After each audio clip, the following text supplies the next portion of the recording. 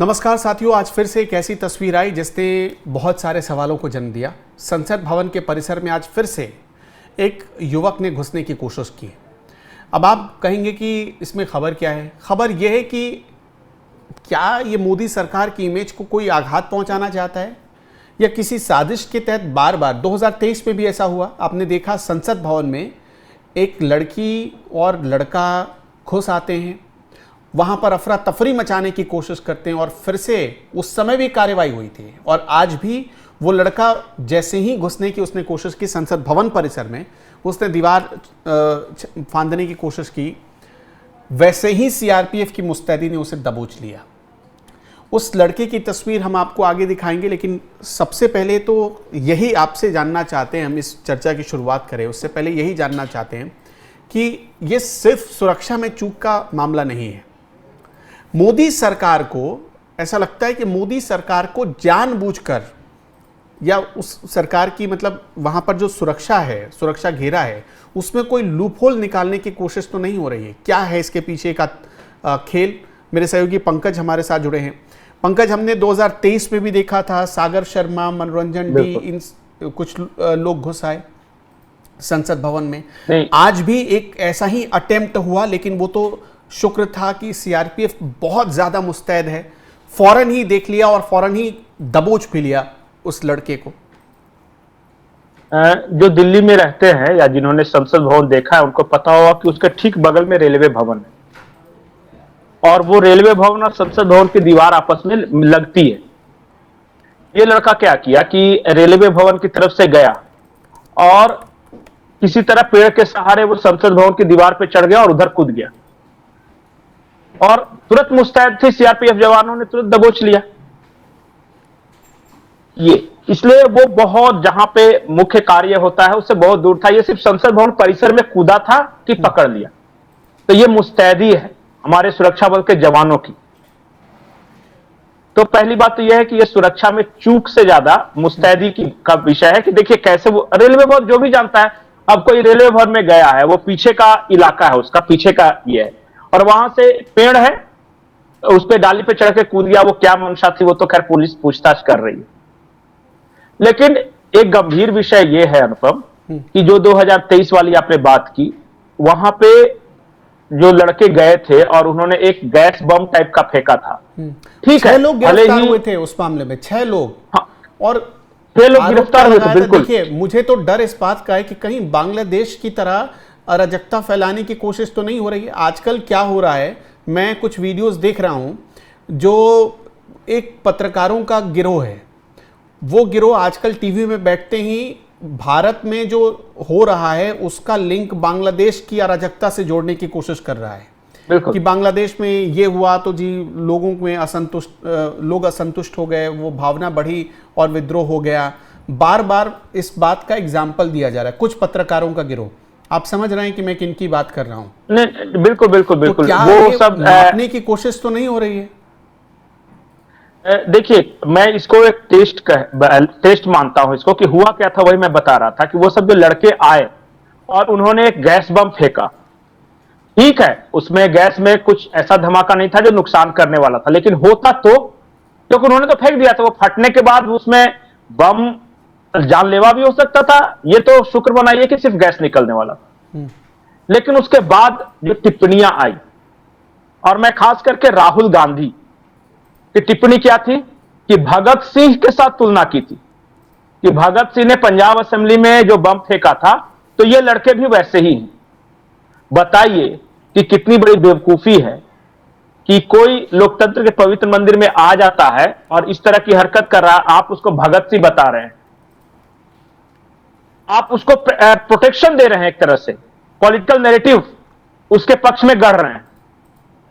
मकसद कुछ नहीं, सिर्फ मेरे मन की सरकार नहीं है, क्योंकि मैं चाहता था कि फलानी पार्टी की सरकार हो या फलानी आइडियोलॉजी की सरकार हो, अगर वो नहीं रहेगी तो मैं संसद में आके बम फेंक दूंगा। ऐसा होता है क्या? इस देश में अगर अपनी मर्जी की सरकार ना हो और हर कोई ये काम करने लगे तो फिर तो अराजकता हो जाएगी। तो लोकतंत्र काहे का? मैं बार बार ये बोलता हूं कि जो उस वक्त जो राहुल गांधी कर रहे थे उसको मैं टेस्ट मान रहा हूं कि 3 साल में 2 साल में तीसरी घटना है। पिछले साल भी एक 20 साल का लड़का घुसने की कोशिश कर रहा था, उसके पास से कुछ नहीं मिला। अब भी ये हुआ है। मानसून, गनीमत ये थी कि मानसून सत्र समाप्त हो गया है, सोच कर देखिए, और गरुड़ द्वार तक वो पहुंच चुका था, वहां पर उसको दबोचा गया। बिल्कुल।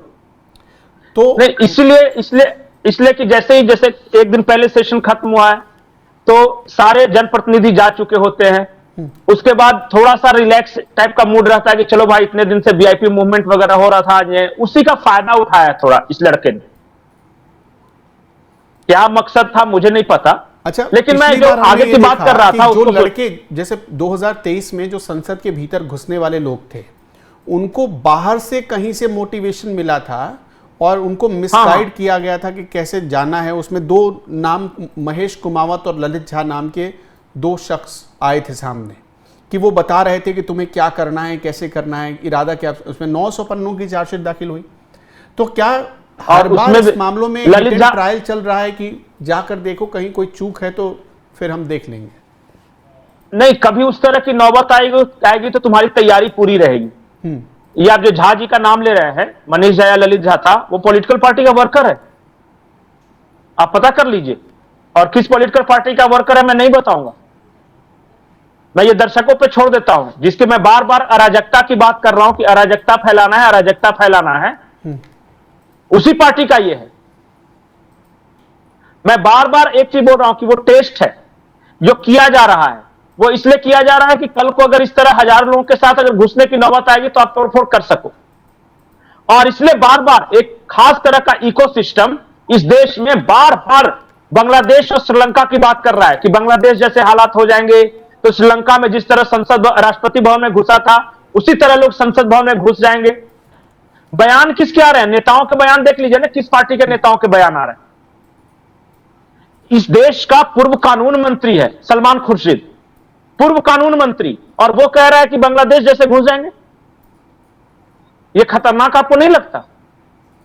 आज कांग्रेस पार्टी, चलिए लाख उसको जनता का सपोर्ट नहीं है, कुछ भी नहीं है, लेकिन कार्यकर्ता तो है, 2-4 हजार कार्यकर्ता, 10,000 कार्यकर्ता तो जुटा ही सकती है वो पार्टी।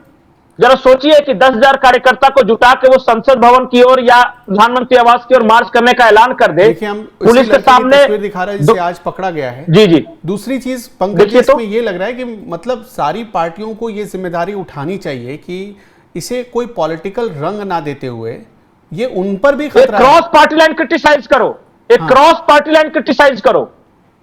ये अच्छी चीज नहीं है। अगर आप इसको सह देते हो ना तो कल को अपने लिए मुसीबत आप बुला रहे हो। आप इसको अगर भगत सिंह कहोगे तो कल को जाके जरूर कोई ना कोई और घुसेगा। बहुत बहुत शुक्रिया पंकज जी आपका इस तमाम जानकारियों के लिए। जी, मैं इसे पूरा कर रहा था। मैं एक कह रहा था कि मान लिया कि जो आज एक एक करके ये घुस रहे हैं और उसको ये भगत सिंह और पता नहीं क्या क्या बता रहे हैं, कल को जाके कांग्रेस ने ये ऐलान कर दिया कि चलो संसद मार्च करना है और वहां तोड़फोड़ करना है या इस तरह करना है, अराजकतावाद। हमने देखा है किसान पुलिस के सामने क्या संकट आएगी? के झंडे के ऊपर जहां पर झंडा लगता है, आपने देखा था ना, वहां पर लोग चढ़े थे। लाल किले के परिसर में ट्रैक्टर घुसे थे, आपने वो तस्वीर देखी थी। वो देश की सुरक्षा से एक तरीके से समझौता था, खिलवाड़ था। इसलिए बोल रहा हूं उसको ये पता नहीं कि वो जाने अनजाने क्या कर रहा था। आप चलिए सरकार का विरोध कर सकते हैं, उसके लिए आपके पास अलग अलग तरीके हो सकते हैं। देखिए वो तो भीड़ है, लेकिन मैं ये कह रहा हूं कि जो अराजकता, मैं बार बार मान लिया कि एक पार्टी को अगर कोई जनता सपोर्ट नहीं कर रही है और वो पार्टी अगर इस तरह से करने लगे कि जबरदस्ती कब्जा कर लेंगे, तो बताइए इस देश में अराजकता हो कि नहीं? लोकतंत्र फिर रहेगा? और सबसे हैरानी की बात है कि यही लोग संविधान और लोकतंत्र की सबसे ज्यादा नारा लगा रहे हैं। अब यही बात है। मैं बार बार ये बोल रहा हूं कि राहुल गांधी की जो राजनीति है ना, इस देश को आग में झोंकने वाली राजनीति है। वो फ्रस्ट्रेशन में राजनीति कर रहे हैं कि उनको दिख नहीं रहा है कि मैं जीत रहा हूं निकट भविष्य में। इस वीडियो में दर्शकों इतना ही। आपका क्या कहना है इस वीडियो पर, हमें कमेंट में जरूर बताते चलिएगा। नमस्कार।